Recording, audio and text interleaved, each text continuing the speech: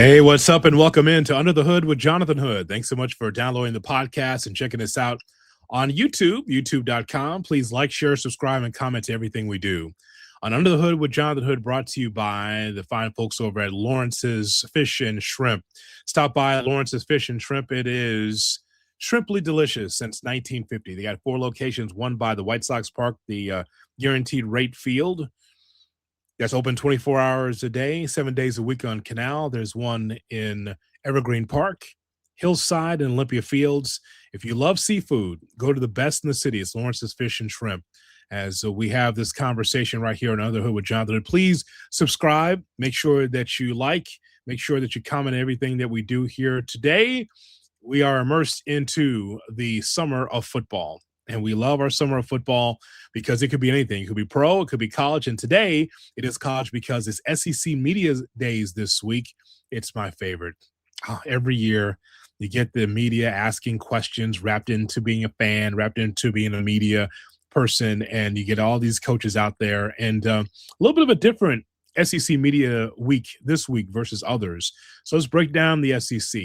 We can only do it one way on summer of football. We have to do it with bracketology, of course. And so we go now to Darius Brockett, and he joins us right here on Under the Hood with Jonathan Hood. Sir, as always, appreciate the time. Thanks for coming on the show. Thank you for having me. Where were you when I needed you for Big 12? Where were you when I needed you for Big 10? I mean, not Big 10, ACC. All of a sudden you call me because it's the conference that just means more. Is that how you use me these days? Clicks. Well, I'm happy to be here regardless because football season is here. The reason why you're here, Darius Brockett, is because of clicks, because it's the SEC. And no matter if they seem a little down lately, people are still interested in the conference. And, of course, you and I got a long, long way to go before we start the regular season, so we got plenty of breakdown. But you're here primarily because of SEC clicks. That's what you're here for. That's perfect. I love nothing more to be the villain of the SEC, at least today. After that, we'll see. I may love them, I may not. Who knows? Well, I'm a Georgia guy, so of course I'm going to have you on talking about all things SEC. Make sure you leave your comments in as we have this conversation. It's an interesting time. Before we talk about the upcoming season, I just want to get your thoughts on some of the things you've heard from SEC Media Day, because we were talking before the show. You know, usually there's pomp and circumstances. There's usually coaches pounding their chest about their teams and, fireworks in the sky. But what about this SEC Media Day and Media Week in Tampa? It's had a weird feel, and not weird as in bad. It's not a uncomfortable feeling. But when I say weird, it's not as loud. It's not as boisterous as the SEC has been in the last, decade and a half, where it was we walk in, we were the best conference. There's no doubt about it. Look at what we did. Look at how hard the conference is. Look how the strength of schedule is. And yet we still hang a banner. It was very weird. And also, this is probably like the most turnover we've had in the SEC in terms of head coaches.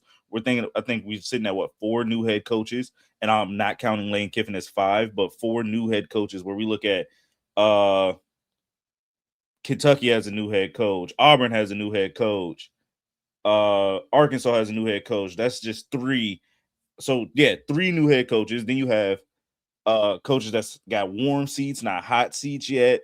So it's an overall weird feeling. Florida has a new head coach.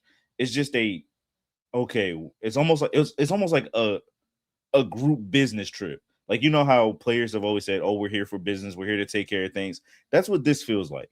It's fun. It's still like lighthearted, but it still feels like, oh, we're just here for a business trip, and then we have a game tomorrow. I want to talk to you about some of the favorites in the SEC championship with the Texas Longhorns, built on a strong offensive line and Arch Manning. So I want to get your thoughts about Steve Sarkisian's Texas Longhorns. What are your expectations for the Longhorns this upcoming season? I'm glad you asked, because I have the book. I have my book of notes here. So for the people that, if you hear pages flipping, that's what it is. Okay. It's really literally just been, who's going to stop this offense? That's really been the question. You have a year 2 Arch Manning. You have Ryan Wingo, who's back. Then you pair it up with Cam Coleman. So the receiving core plus quarterback room is very strong. Then you look at the defense under Will Muschamp, who comes back to Texas who's going to have a lot of pressures, a lot of blitz in between your like in your face as the A gap. So it's hard not to look at Texas and say you are the favorites to win. But then again, we go, this is the SEC. And so far, there's only been one team that has dominated Texas, and it's been Georgia. And I know for every Bulldog fan, when you hear me say this, that's a smile on your face. But Texas is one of those teams that you just won't know until you get there. And not because we don't know what they have. It's literally Arch Manning took that step that we saw in that second half of the season. He went from being very timid, very scared, very freshman-like of college football to being, okay, I'm the guy. And it's even more pressure because he has that last name on the back of his jersey. But he's done very well. He's very mature. You got to hear when he talked. You even heard it in Steve Sarkisian and how he talked about him and says, oh, his maturity level is far beyond better than what it was last year. He took the next steps from a mental standpoint, not rather the physical standpoint. And yes, we all know the physicals matter, but the mind is what got improved. He's learning how to dissect a little bit faster. He's learning how to get the ball out a little quicker. He's learning to find his guys or win the results of a check down, and he's going to feel a lot more confident using his legs. So the offense itself is really the more high power part. The offensive line is vastly more improved because they've now had a full year together. So the weak point that you want to look at, would you want to say, is the defense, but it's only because Will Muschamp is stepping in, and everyone knows under new coaching, and even if it's a coordinator, it usually takes a small while to gather themselves. But when you have this much talent, it's really easy to just go, hey, let's go punch somebody in the flipping face and let's go get a stop here on third down. Yeah, talented defensive front from the Texas Longhorn standpoint. But the thing I'm wondering about, and we talked about this before when we were trying to figure out who's going to replace some of the NFL departures, those that went in the draft, is how the offensive line can replace those NFL departures. Will it be as strong as it was last year, Darius? That's the question, because for all of the talk about how Arch Manning is going to be elite at the position, I just want to know his protection up front, because that's paramount. The protection should be better. Again, now you have guys who've been in this system for more than 1 year. There should be some continuity.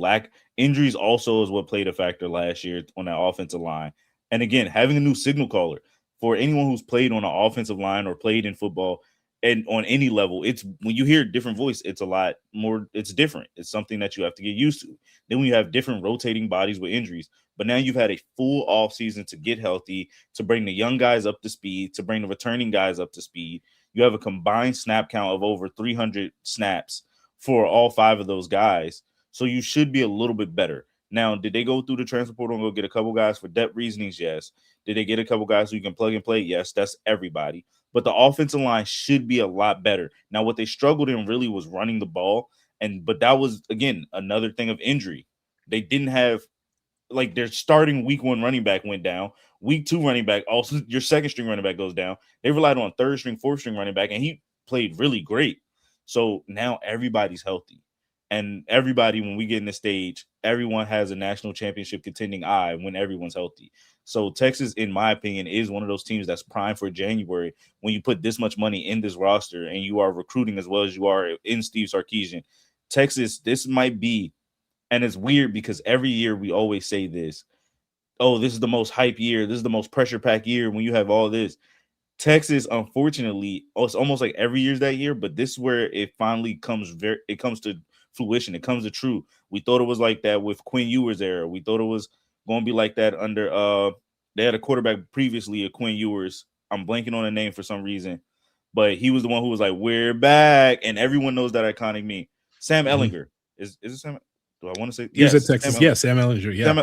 Yep. Oh my gosh, my history of football is so.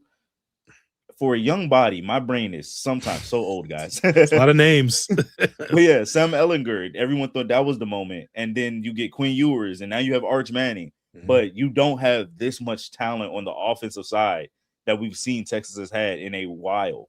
So this, unfortunately, in my opinion, is your most pressure-packed year because you're older, you're wiser. You had a quarterback that sat for 2 years, and now he's going to be year 2 as a starter. He's had to watch. He had to learn. He had to play. He's grown.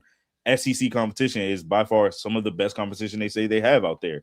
So let's see what you can do. Go rip that ball downfield. We're talking in college football, SEC football with Darius Brockett. It's Rocket with two T's, by the way. Go to Brockett Media on YouTube and you can subscribe right there. We'll put the link in the bio for those that want to check out what Darius has done this summer and what he's going to do in the fall for the 2026 college football season. Before we talk about my favorite college football team, we will talk about Texas A&M. So one thing we know about the Aggies, Darius, is that they are elite when it comes to recruiting. There's no doubt. They got just a bottomless pit of money to be able to recruit. I do want to ask you about Mike Elko's team, though, and quarterback Marcel Reed. What are your expectations for the Aggies? Because I feel like they could be a dark horse this year. It's weird to say dark horse when they ran the SEC last year until they ran into Texas. It's so weird. I want to break this down in small steps. First things first, Marcel Reed. I believe he can play himself in the Heisman conversation. His arm, his legs, his ability to read the defense is something that wasn't fully shown the last time we saw him when he lost against Miami in the college football playoffs. That is a blip of who he is. It's weird because this time last year he wasn't at media days and everyone was questioning, is he the guy? Is he truly ready? Does he have it in him? And then we had to wait to see him on the field. Again, the same situation as Arch Manning, where now we have a full season and we got to see him grow and develop. So now he's in year 2. I expect to see a lot more of him using his legs in the run game. He's going to be a lot more decisive. And again, the biggest part of it is you lose Casey Concepcion at that receiver spot. So having to replace the receiving talent is what the jury is still out on. They did bring in some young guys. They did bring in some guys from the transfer portal. But again, we don't know until we get out on the field on Saturday. All we can hear is what other beat reporters are saying and what we're hearing from Elko. I think the defense is still going to be really good. It's going to take another step ahead. Elko has done nothing but improve at every stop he's been at, and that even showed at Duke when he was under that tutelage of Manny Diaz. It's right for them. I think dark horse is one of the funniest words in this scenario because the SEC, in my opinion, is so open. It's hard to say it's a dark horse. It's very top heavy, and I mean that in the best way possible. They ran it, but again, the schedule that they had last year made it easy. So when I look at their schedule this year, it makes you question, could they do it again? Now you have Missouri State, Arizona State, Kentucky. You can easily rock out and have yourself sitting at 3-0. But the game that really matters is LSU in week 4. That's when we really have to see what you're made out of. And that'll be the more challenging game before they really have to go see Alabama and Tennessee later on, or Oklahoma.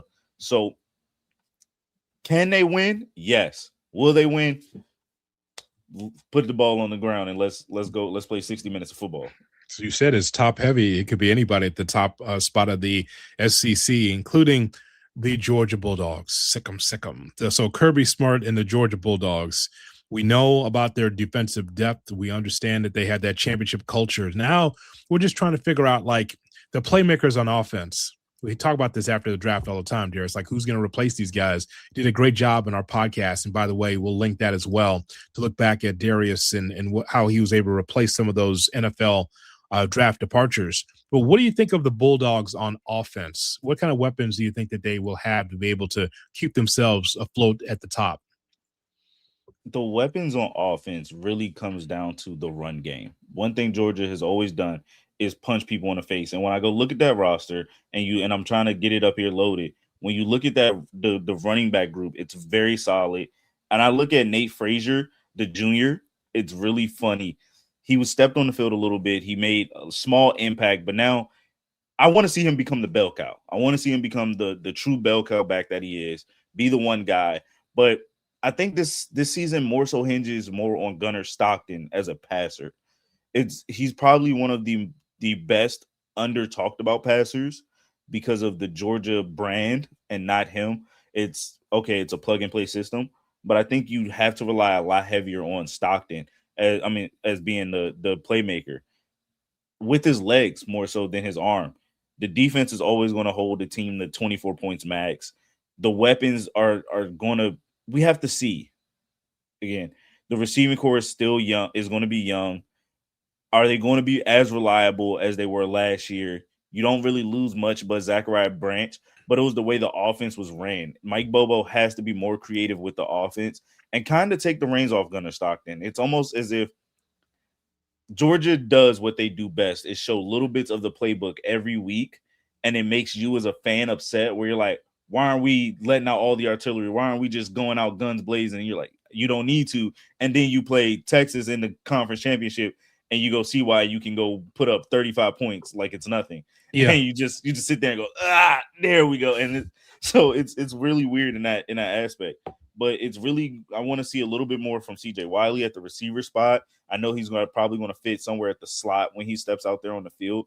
He is only a sophomore. So again, we have to wait and see. So everything that I say to everyone that's watching, when I say wait and see, it's not the uncertainty of I don't know. I'm just a huge fan of lining it up on the field, because everybody can say they have the best roster. You can have this $40 million roster and not win a national championship.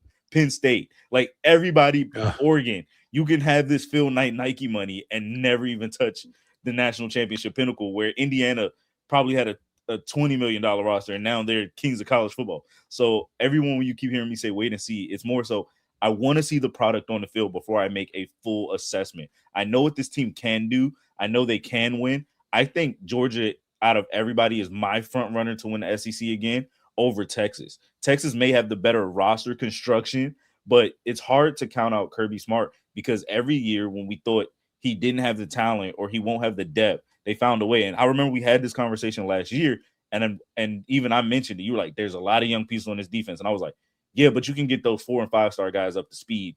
And in that first month of the season where they were playing your flatbread states or the Citadel, it was easy to just go, all right, guys, it's just summer ball. It's just fall camp all over again. We're going to sit here and run 4-2-5, run a base nickel, get you guys used to the verbiage. And then once we get into that competition, hey, let's go with some stunts here. Let's go with a tech stunt. Let's go with a left stunt. Let's go with a middle stunt. Let's have a dog look. Let's go have a disguise nickel where it's double pressure in the A gap, and then everybody jumps back. So it's a lot that goes into it. So it's hard for me to say, oh, Georgia, young talent, what can they do? What can't they do? Gunnar Stockton's your guy at the quarterback position. But again, everybody's just going to have to step up. But Gunnar Stockton's definitely going to be the key to it at the end of the day, more so with his legs than his arm this year. You know, Darius, when Georgia was cooking, and Georgia's always been, again, one of the top teams in the SEC. I just like Georgia when you had two big threats back there running the football well. Of course, the offensive line is a big part of that, but like Frazier and Bowens have to be key to be able to run the football for the Bulldogs. I mean, I just think that over the years we've been running back strong defense, and just been okay at the quarterback position, just maintaining, don't turn the ball over too much. But I'd like for the Bulldogs to get back to running the football, coming off the bus running to set up the pass. Because all the other things are 5 stars and 4 stars and quality athletes. But I just think the meat and potatoes sometimes can get the job done for the Bulldogs. When they were successful, they were doing that well. I'd like to see that again sometime soon. I think the issue when we look at the Georgia of then and Georgia now is not Georgia as a problem. It's just the evolution of football. The new run game was the bubble screen, and we saw that with Zachariah Branch, and we're like, oh, this kid's electrifying. Yeah. But the guy barely went down the field 8 yards. Most of his plays came from catching it in a bubble and then going downfield, creating things. And again, that's making it easier for your quarterback, giving him confidence. And this is where the offense has to open up more. I do think Georgia will always be a run-dominant team. That's something that's never changed. I just think it looks a little bit different now. Instead of it being right in your face, in between the tackles, it's a lot more, okay, it's a lot of outside zone. We're going to spread you out a little bit more. We want to make you look skinny in the box so then we can punch you in the face. But I say all that. Do not count out Kirby Smart and Mike Bobo to have I formation sets to just go, hey, we're going to punch you in. Because Ole Miss is a great example of that game. Is a great example of that. Once they got the lead, the defense took care of business. They ran down Ole Miss's throat for the rest of that game. And it worked out perfectly in that regular season. Now, playoffs, it was a lot different. Once you see somebody once, you kind of figure it out. And so that changes things. But that version of Georgia is still there. It's just a little bit different. Everyone's watching Lane and LSU.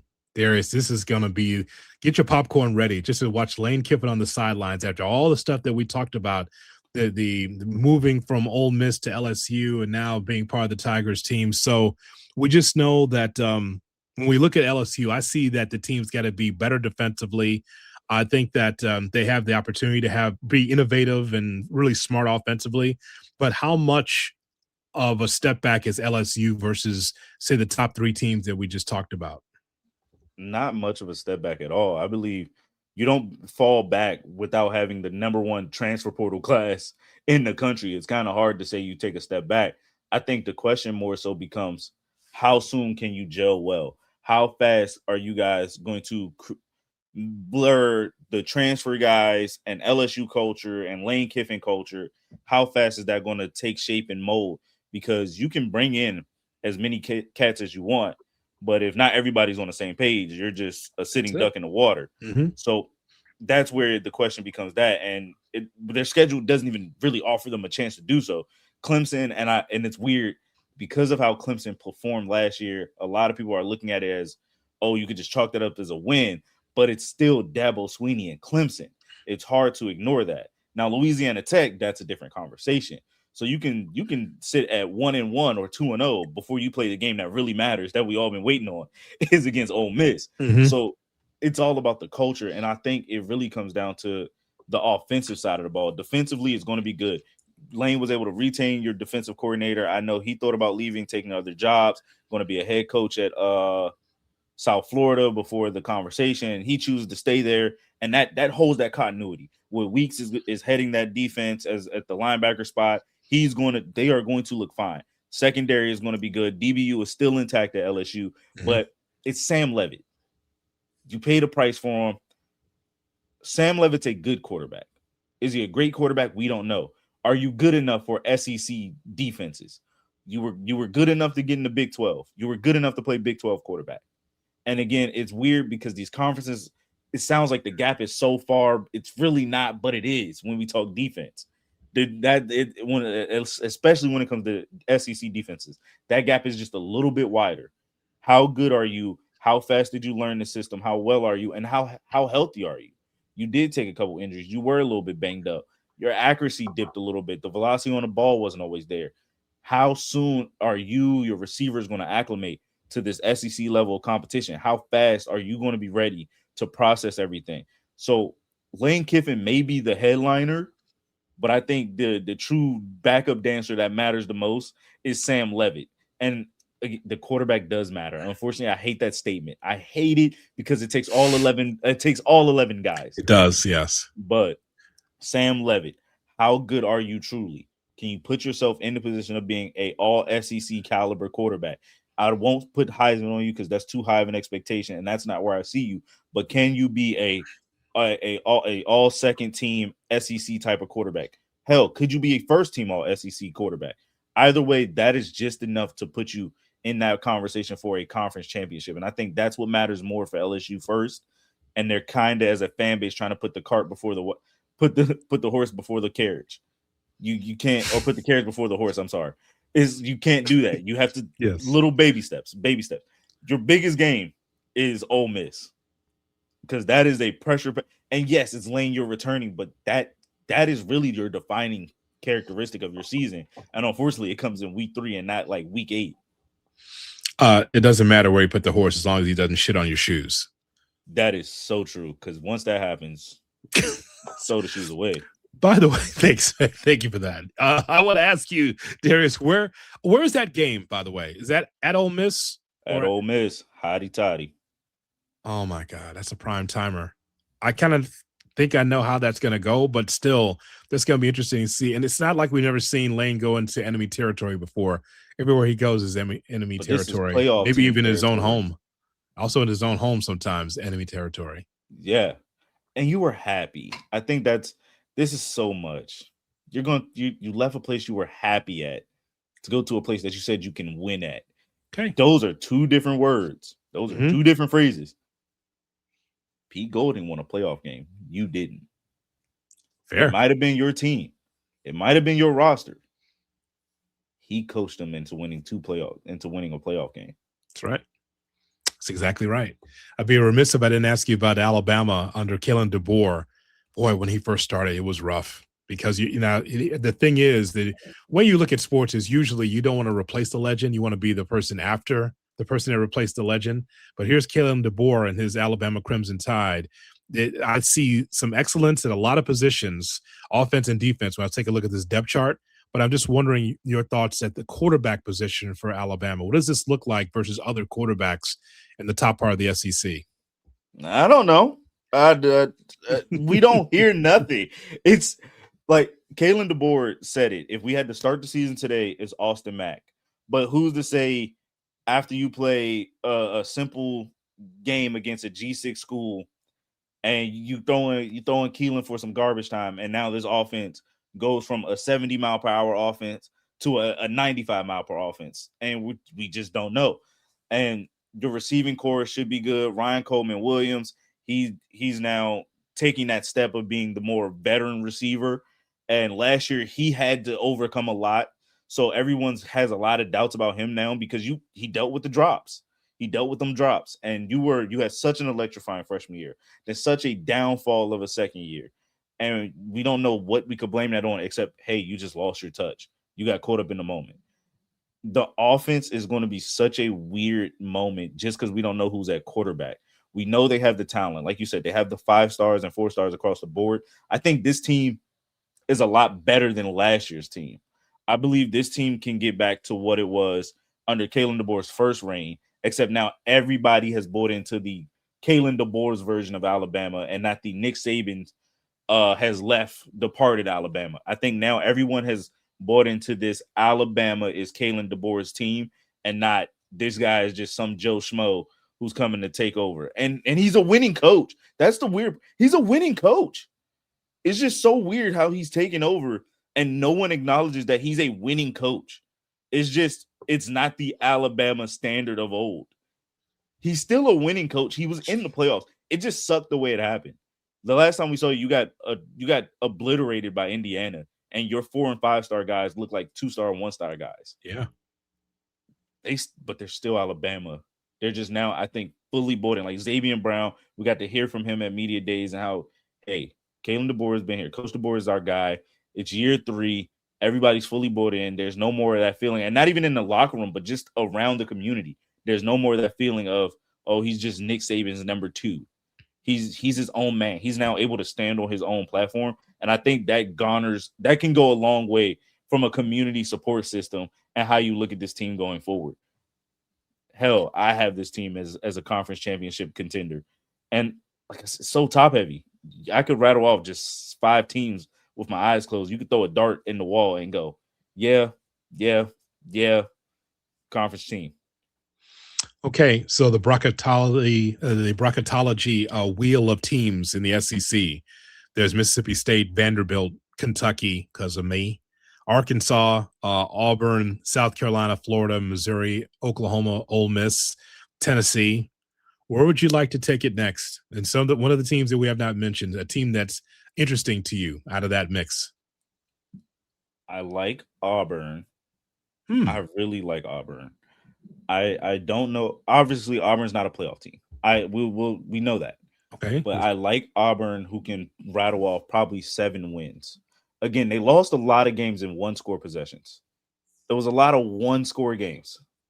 Auburn has a pretty good defense. You lose a lot, but you also bring in the South Florida guys over to this roster and you integrate them. I believe Auburn has a chance. New head coach, Byron Brown at quarterback, who just likes to run through people's faces.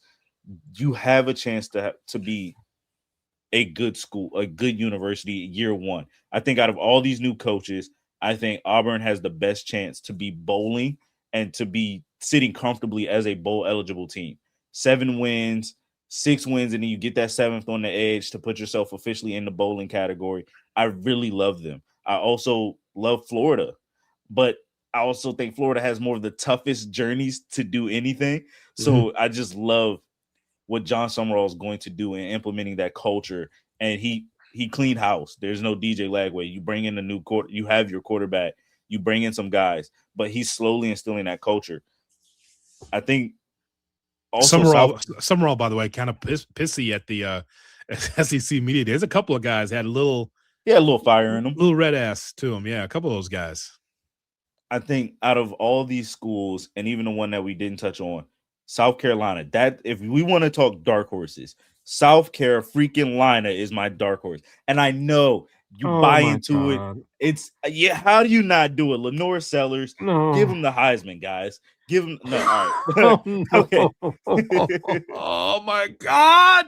But You it's true. guys, you college football guys kill me every year in July. I don't know. That South Carolina team could be plucky. I don't know. Again, stop. It's not happening, dear. Stop it.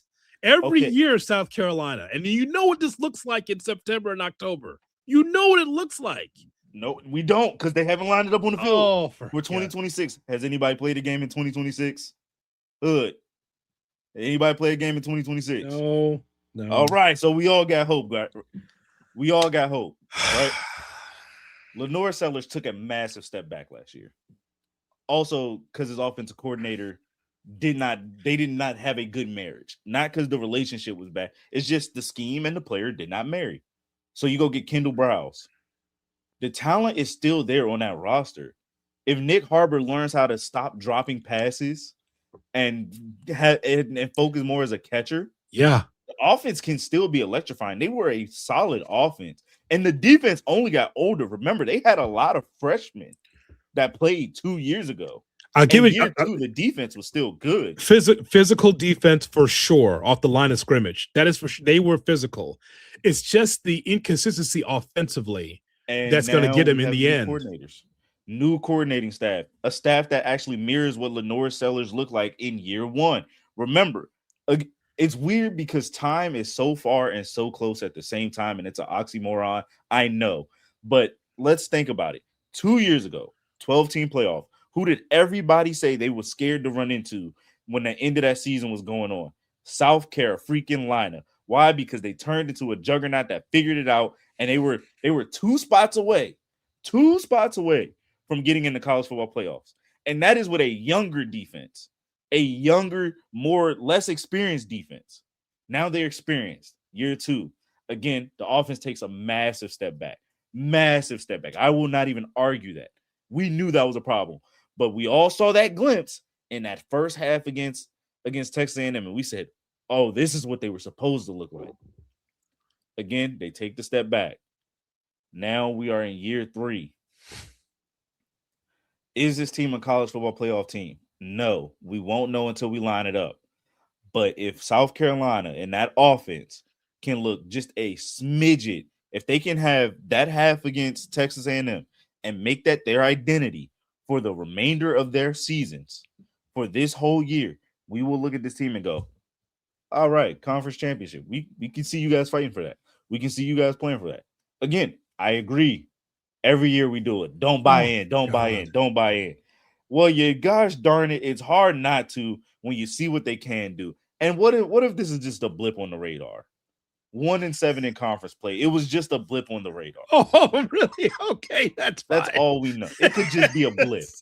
This is so ridiculous. Okay, if they are successful, of course, we'll bring this clip back, and I'm going to give you full flowers like I always do. I will do that for you, Darius. But just every July, it's the same thing. It's on Feinbaum. It's on your channel on Sirius XM College Sports Nation. That Carolina team, they could. I don't want to hear it. Personally, my personal favorite, Ole Miss. But if you said dark horse conversation, South Carolina. Oh my God, I can't put Ole Miss in that. They were in the playoffs. Clearly, you have the chance to win. LSU, you're not in a dark horse. Your brand doesn't even make you sound like a dark horse team because you're LSU. South Carolina is the middle child. No one looks for until they do that one exceptional thing, and now we all want to be a part of that. I want to ask you about these 2 other teams. Watch Clark Lee's press conference in Vanderbilt. Strong, chin up, really happy about the way what happened last year at Vanderbilt. Came out of nowhere, one of the great stories in college football last year. So I want to ask you about Vanderbilt versus Drinkwitz in Missouri.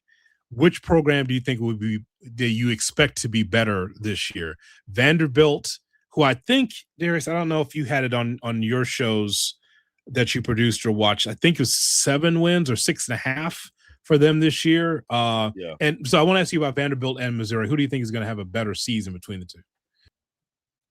Starting off, I believe Missouri will have a stronger season if Ahmad Hardy fully recovers from the gunshot wound. I know he's been cleared and everything. I'm glad he's recovered well, but I think the offense of running that ball is what's so important to Missouri's identity. And then you go get Austin Simmons from the transfer portal.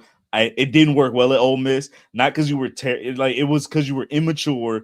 Then you just happened to get hurt, and then by a guy named Trinidad Chambliss just came in and took your job. Like, unfortunately, that's just the nature of the beast. But you're not a 5-star quarterback without showing some type of talent. It's the same situation with how you look at DJ Lagway. You got this star because you have this certain level of talent. We just need to mold it and develop it. I think the Missouri offense best fits Austin Simmons. I think he'll be more confident now that he's actually had to play and see what it's like and have that ability. And Missouri can do a lot more. I think when you look at Vanderbilt, Clark Lee, head high.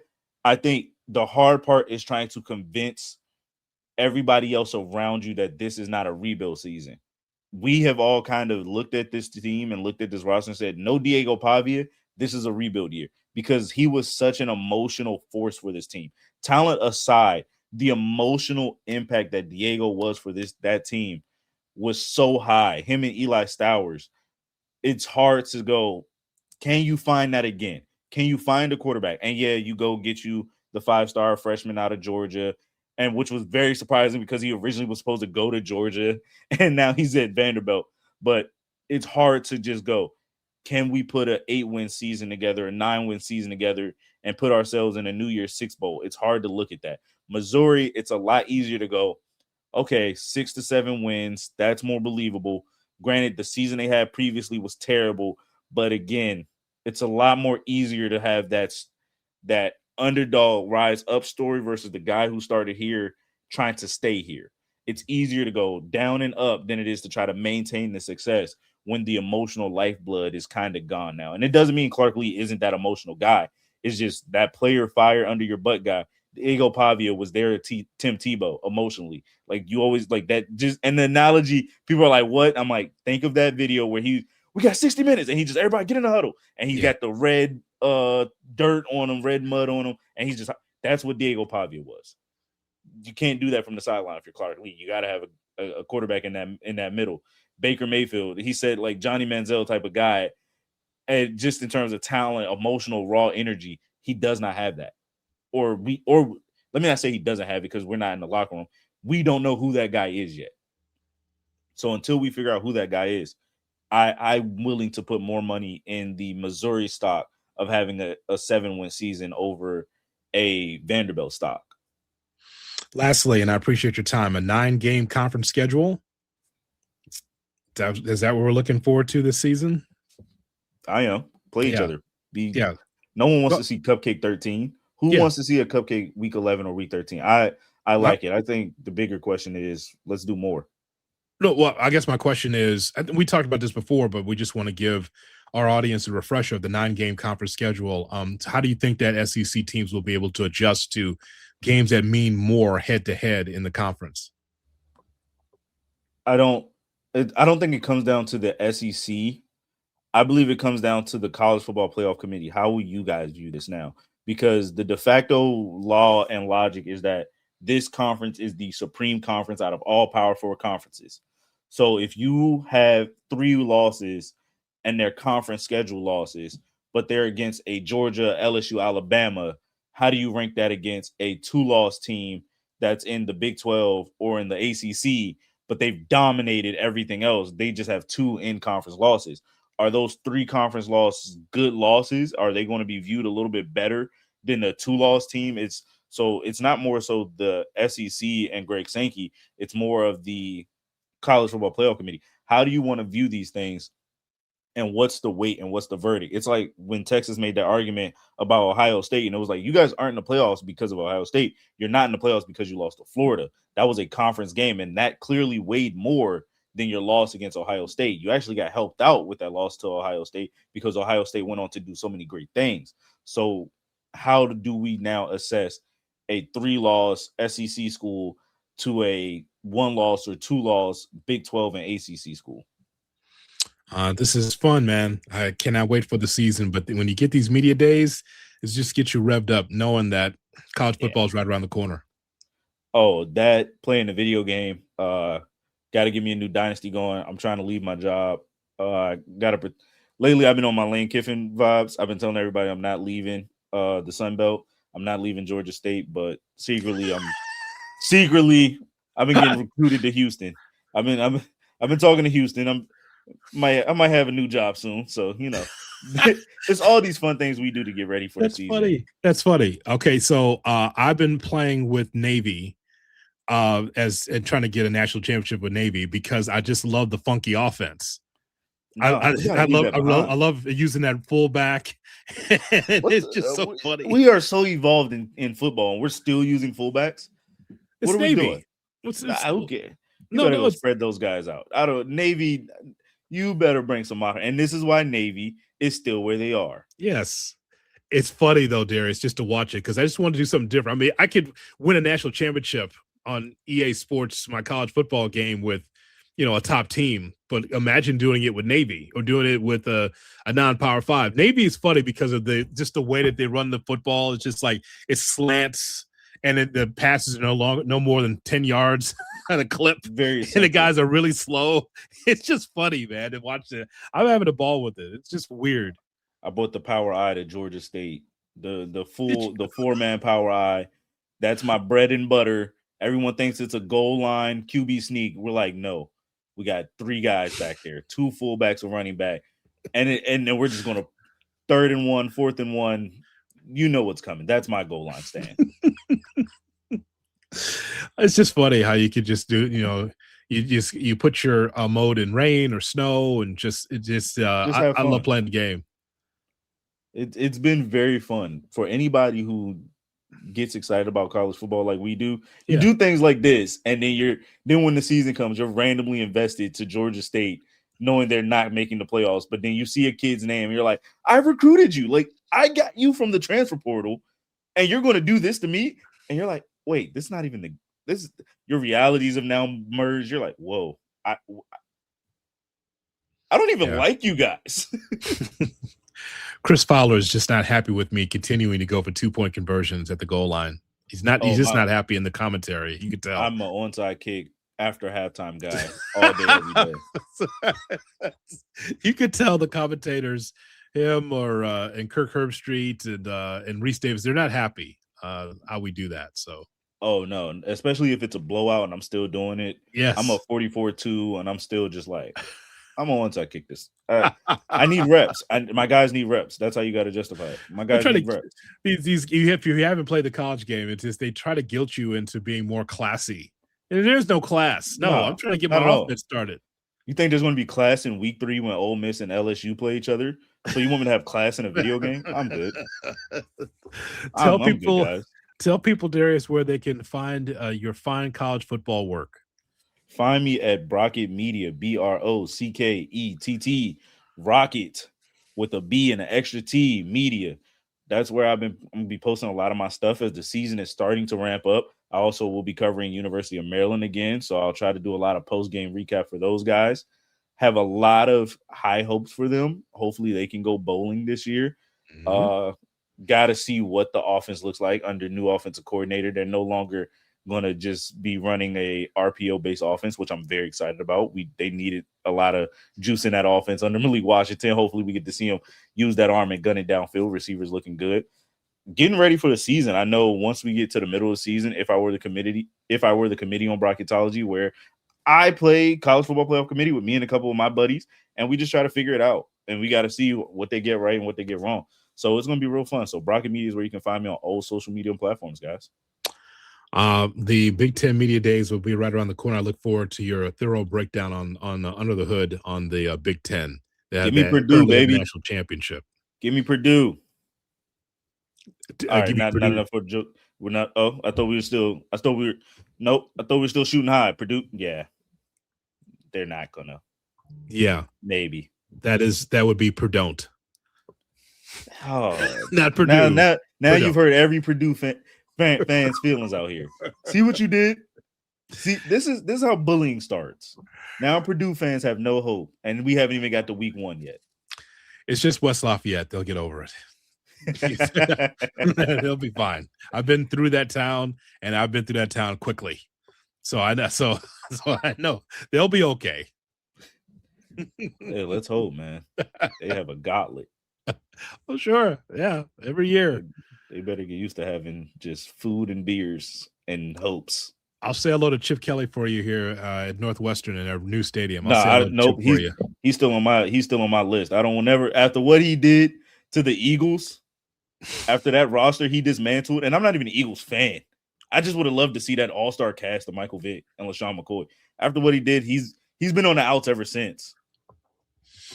I look forward to that breakdown of Northwestern with you. I don't need it now, but you have young Neuheisel and Chip Kelly in the same building in Evanston. That's I look forward to your thorough breakdown of what that looks like for the Wildcats this year.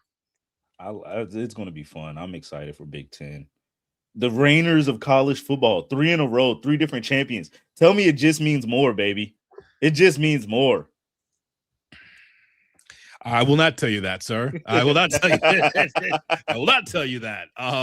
But I will hang up on you now because I don't want to hear that Big Ten nonsense till we get there. So, as always, sir, I appreciate your time. Thanks so much for coming on the show.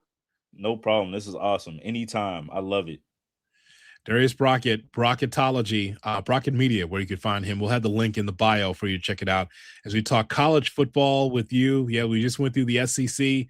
Cannot wait for college football to start. Make sure you leave your comments on everything we talked about in the SEC. If you're in one of those markets that we just talked about in the SEC, yeah, we want your comments. I'm sure there's some things that you like, that you did like about our thoughts about the SEC, but it's fun. You know why? Because it's part of the summer of football on Under the Hood with Jonathan Hood. So long, everybody. Oh, God.